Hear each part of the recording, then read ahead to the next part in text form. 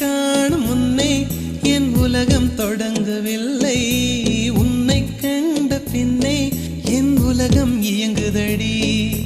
வானத்தில் ஏறியே மின்னல் பிடிக்கிறவன் பூக்களை பறிக்கவும் கைகள் நடுங்குகிறேன். பகவான் பேசுவதில்லை, அடபக்தியும் குறைவதும் இல்லை. காதலி பேசவும் இல்லை, என் காதல் குறைவதும் இல்லை.